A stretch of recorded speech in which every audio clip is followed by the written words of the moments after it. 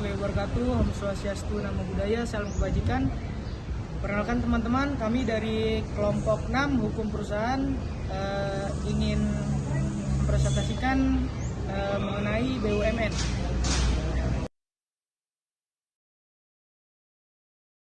Di sini saya akan menjelaskan terkait pengertian dari BUMN.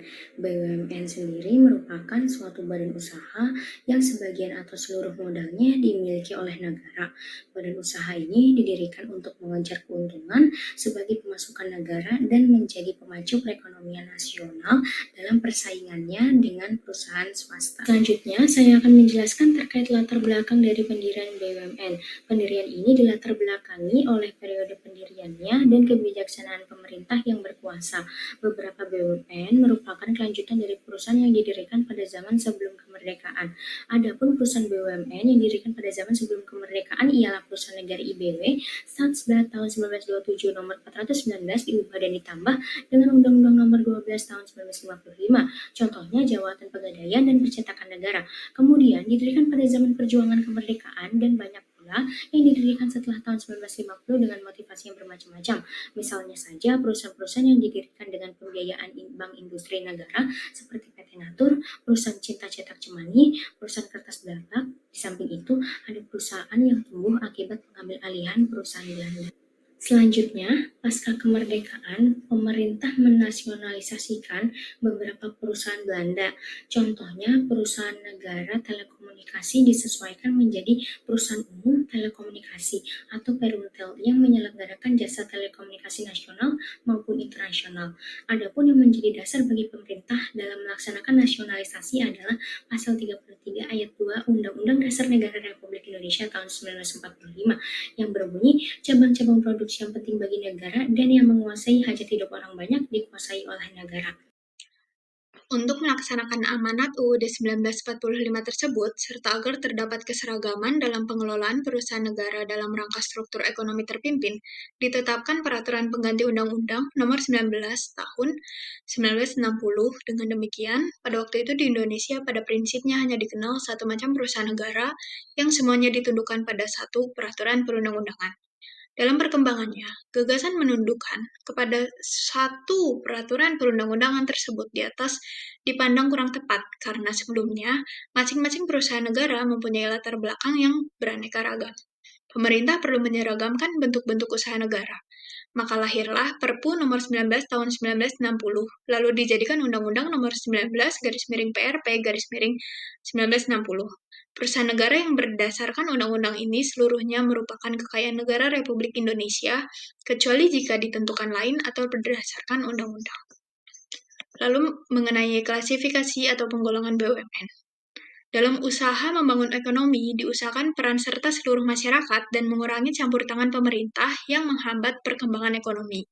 Dalam iklim demikian ini, dirumuskan perundang-undangan yang mengatur klasifikasi BUMN yang pada akhirnya dirumuskan dalam Undang-Undang Nomor 9 Tahun 1969. Dalam undang-undang tersebut, klasifikasi BUMN terbagi menjadi 3, yaitu perusahaan jawatan, perusahaan umum, dan perusahaan perseroan. Mengenai perusahaan perseroan atau persero, menurut pasal 1 butir 2 Undang-Undang BUMN, persekutuan perseroan yang selanjutnya disebut persero adalah BUMN yang berbentuk perseroan terbatas yang modalnya terbagi dalam saham seluruh atau paling sedikitnya 51% sahamnya dimiliki oleh negara Republik Indonesia yang tujuan utamanya mengejar keuntungan. Beberapa contoh BUMN dalam bentuk persero adalah PT Bank BNI, PT PLN, dan lain-lain. Pendirian perseroan diusulkan oleh Menteri kepada Presiden, disertai dengan dasar pertimbangan setelah dikaji bersama dengan Menteri Teknis dan Menteri Keuangan. Terhadap persero, berlaku segala ketentuan dan prinsip-prinsip yang berlaku bagi perseroan terbatas sebagaimana diatur dalam UU Nomor 40 Tahun 2007 tentang perseroan terbatas. Perusahaan perseroan atau persero. Perusahaan persero mempunyai karakteristik sebagai berikut, yaitu makna usahanya memupuk keuntungan, status usahanya, badan hukum perdata, hubungan hukum usahanya diatur oleh hukum perdata, modal dipisahkan dari kekayaan negara, tidak memiliki fasilitas negara, dipimpin oleh suatu direksi, peranan negara sebagai pemegang saham, dan status karyawan sebagai karyawan perusahaan BUMN. Pada beberapa persero, pemerintah telah melakukan perubahan mendasar pada kepemilikannya dengan membuat persero tersebut menjadi perusahaan terbuka, sahamnya dapat dimiliki oleh publik. Contoh adalah PT Telekomunikasi Indonesia Persero (TBK). Persero terbuka dilakukan sesuai dengan kebijakan pemerintah tentang privatisasi. Persero yang merupakan bentuk perusahaan BUMN yang berbentuk badan PT, maka dalam persero terdapat perusahaan yang sama dengan organ PT. Dalam pasal 13 Undang-Undang BUMN disebutkan organ perseroan adalah rapat umum, pemegang saham, direksi, dan komisaris. 2. Perusahaan umum atau PERUM. Perusahaan umum yang selanjutnya disebut PERUM adalah BUMN yang seluruh modalnya dimiliki oleh negara dan tidak terbagi atas saham, yang bertujuan untuk kemanfaatan umum berupa penyediaan barang dan atau jasa yang bermutu tinggi dan sekaligus mengejar keuntungan berdasarkan prinsip pengelolaan perusahaan. Beberapa contoh BUMN berbentuk PERUM adalah PERUM Peruri atau PRRI, Percetakan Negara Republik Indonesia, PERUM Perhutani, PERUM Damri, dan lain-lain. Pendirian PERUM harus memenuhi kriteria antara lain sebagai berikut. Bidang usaha atau kegiatannya berkaitan dengan kepentingan orang banyak, didirikan tidak semata-mata untuk mengejar keuntungan, effectiveness, cost recovery, berdasarkan pengkajian memenuhi persyaratan ekonomis yang diperlukan bagi berdirinya suatu badan usaha mandiri. Lanjut pemaparan di atas, maka dapat disimpulkan bahwa PERUM mempunyai ciri-ciri sebagai berikut. Yang pertama ialah melayani kepentingan masyarakat umum, dipimpin oleh seorang direksi atau direktur, mempunyai kekayaan sendiri, dan bergerak di perusahaan swasta. Artinya perusahaan umum atau PERUM bebas membuat kontrak kerja dengan semua pihak, dikelola dengan modal pemerintah yang terpisah dari kekayaan negara. Pekerjaannya adalah pegawai perusahaan swasta, memupuk keuntungan untuk mengisi kas negara. Modalnya dapat berupa saham atau obligasi bagi perusahaan yang go public dan dapat menghimpun dana dari pihak. PERUM mempunyai organ pengurus yang terdiri dari menteri, direksi. 3. Perusahaan jawatan atau disebut perjan. Perusahaan jawatan yang selanjutnya disebut perjan merupakan BUMN sebagaimana diatur dalam Undang-Undang Nomor 9 Tahun 1999, di mana seluruh modal yang dimiliki oleh pemerintahan dan merupakan kekayaan negara yang tidak dapat dipisahkan serta tidak terbagi atas saham perusahaan jawatan. Biasanya merupakan perusahaan yang bergerak dalam produksi atau jasa dan kepentingan umum. Namun, merujuk kepada Undang-Undang Nomor 19 Tahun 2003 tentang BUMN, khususnya dalam bab 10 tentang ketentuan peralihan pasal 93, dinyatakan bahwa dalam kurun waktu 2 tahun terhitung sejak undang-undang yang ini dimulai berlaku, semua BUMN yang berbentuk perusahaan jawatan sudah harus dirubah bentuknya menjadi perusahaan umum atau disebut PERUM atau perusahaan persero. Ciri-ciri perusahaan jawatan. 1. Permodalan dan pembiayaan perusahaan masuk dalam anggaran pendapatan dan belanja negara yang menjadi hak dari departemen yang bersangkutan. Kedua, merupakan bagian dari departemen, dirjen, direktorat, atau pemerintah daerah. 3. Dipimpin oleh kepala yang merupakan bagian dari suatu departemen.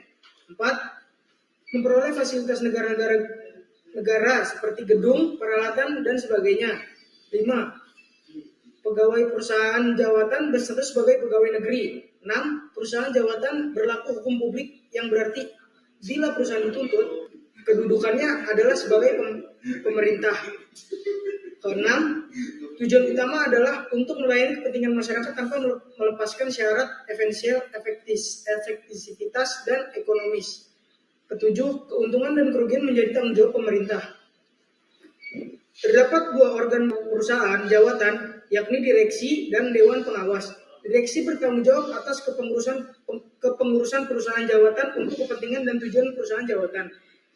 Dewan pengawasan melakukan pengawasan terhadap kepengurusan perjan yang dilakukan direksi mengenai rencana kerja dan anggaran perusahaan, rencana jangka panjang, ketentuan dan peraturan undang-undangan yang berlaku. C. Restrukturasi dan privatisasi BUMN. Restrukturisasi BUMN berdasarkan Undang-Undang Nomor 19 Tahun 2003 tentang BUMN disebutkan bahwa restrukturisasi adalah upaya yang dilakukan dalam upaya penyehatan BUMN yang merupakan upaya yang dilakukan untuk penyehatan kondisi internal BUMN sehingga dapat memperbaiki kinerja dan meningkatkan nilai perusahaan. Dengan peningkatan tersebut, BUMN dapat memberikan manfaat dalam bentuk dividen dan pajak kepada negara, produk dan layanan yang komparatif bagi konsumen dan pada akhirnya menarik untuk diikuti dalam proses privatisasi. Restorasi BUMN bertujuan untuk utamanya meningkatkan shareholder volume dan tujuan strategis jangka panjang. Isinya mendukung pembangunan proyek inovasi, ekonomi, dan infrastruktur, meningkatkan keunggulan kompetitif dalam mengekstraksi sumber daya, dan menolong perusahaan yang kesulitan uang. Privati BUMN. Pengertian privatisasi dalam Undang-Undang Nomor 19 Tahun 2003 tentang BUMN ditentukan dalam pasal 1 angka 12. Privatisasi adalah penjualan saham Persero baik sebagian maupun seluruhnya kepada pihak lain dalam rangka meningkatkan kinerja dan nilai perusahaan, memperbesar manfaat bagi negara, masyarakat, serta memperluas demikian saham oleh masyarakat. Menurut ketentuan pasal 74 UU BUMN, maksud dan tujuan privatis BUMN di Indonesia adalah: 1. Aplikasi dilakukan dengan privatisasi untuk memperluas kepemilikan masyarakat atas perusahaan perseorangan, meningkatkan efisiensi dan produktivitas perusahaan, menimbulkan iklim usaha ekonomi makro dan kapasitas pasar, menciptakan struktur industri yang sehat dan kompetitif. Privatisasi dilakukan dengan tujuan untuk meningkatkan kinerja dan nilai tambahan perusahaan dan meningkatkan peran serta masyarakat dalam kepemilikan saham Persero. D. Keuangan negara dan kerugian negara. Keuangan negara, Pasal 1 Angka 1 Undang-Undang Nomor 17 Tahun 2003 tentang keuangan negara, bahwa keuangan negara adalah semua hak dan kewajiban negara yang dapat dinilai dengan uang, serta segala sesuatu baik berupa uang maupun berupa barang yang dapat dijadikan milik negara berhubungan dengan melaksanakan hak dan kewajiban tersebut. Keuangan negara dalam perspektif hukum bisnis dirujuk pada keuangan yang ada dalam BUMN. Maka berdasarkan ketentuan Undang-Undang Nomor 19 Tahun 2003 tentang BUMN adalah seluruh modalnya dimiliki oleh negara. Terhadap BUMN yang seluruh modalnya dimiliki oleh negara, tidak terdapat multitafsir. Oleh karena itu, BUMN seperti itu benar-benar menggunakan modalnya dari negara, sehingga tidak tercampur dengan modal lain yang bukan dari negara. Kriteria keuangan negara dari aspek pemodalan dalam BUMN ini di atas berdasarkan dari kriteria aspek keuangan negara. Oleh karena itu, ruang lingkup keuangan negara justru lebih luas, termasuk hak-hak negara yang belum terwujud baik dalam bentuk uang maupun barang. Berikutnya, kerugian negara. Berdasarkan UU Nomor 17 Tahun 2003 ditentukan dalam pasal 35 sebagai berikut. A. Setiap pejabat negara dan pegawai negeri bukan bendahara yang melanggar hukum atau melalaikan kewajibannya baik langsung atau tidak langsung yang merugikan keuangan negara diwajibkan mengganti kerugian yang dimaksud. B. Setiap orang yang diberi tugas menerima, menyimpan, membayar, dan atau menyerahkan uang atau surat berharga atau barang-barang negara adalah bendahara yang wajib menyampaikan laporan pertanggungjawaban kepada Badan Pemeriksa Keuangan. C. Setiap bendahara sebagaimana dimaksud dalam ayat 2 bertanggung jawab secara pribadi di atas kerugian keuangan negara yang berada dalam pengurusannya. D. Ketentuan mengenai penyelesaian kerugian negara diatur di dalam undang-undang mengenai pembendaharaan negara. Yang terakhir, ketentuan UU Nomor 19 Tahun 2003. Pemisahan kekayaan negara dari APBN untuk dijadikan modal BUMN berarti pula sebagai pemisahan status hukum keuangan negara, kekayaan negara. Sekian presentasi yang dapat kami berikan, kurang lebihnya mohon maaf. Wabillahi taufiq wal hidayah. Wassalamualaikum warahmatullahi wabarakatuh.